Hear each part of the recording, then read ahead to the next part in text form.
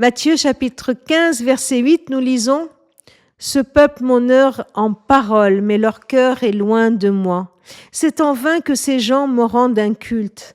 Les doctrines qu'ils enseignent ne sont que des prescriptions humaines. » Voilà une parole dans la bouche de Jésus en réponse à des pharisiens venus le questionner sur des détails de la loi de Moïse. Il cherche à trouver des justifications pour détourner les préceptes, pour ne pas les accomplir tout simplement. Bref, il se déguise en bon suiveur de la loi, mais le cœur n'y est pas. Qu'en est-il pour nous? L'hypocrisie consiste à se déguiser en chrétien, en suiveur du Christ, sans le cœur, sans que le cœur y soit. De l'extérieur, l'apparence ne laisse rien apparaître, tout y est. Mais Jésus qui sonde les cœurs peut voir ce décalage. Comme c'est triste de se déguiser ainsi, comme c'est triste d'aimer uniquement des lèvres et non de tout cœur. Que faire quand on se trouve confronté à cette situation? Eh bien, tout simplement l'avouer.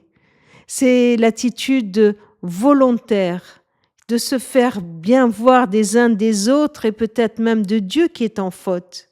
C'est celle-là qu'il faut avouer.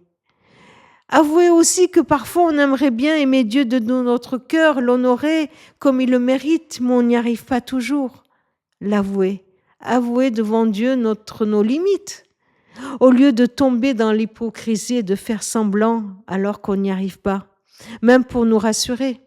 Le Seigneur nous invite à échanger avec lui, à vivre le cœur à cœur avec lui, tout simplement pour lui dire parfois nos décalages, pour lui dire « Seigneur, tu vois, j'aimerais tellement te suivre vraiment, mais j'y arrive pas, j'aimerais t'aimer davantage, viens et aide-moi ».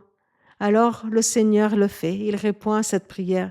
Il vient mettre dans notre cœur un amour brûlant pour lui. Il vient ranimer notre passion pour lui. Quand on lui demande, il vient mettre son esprit en lui pour qu'on puisse l'aimer davantage, pour qu'il puisse nous guider vers une adoration véritable. Oui Seigneur, change mon cœur et mes lèvres te loueront en vérité.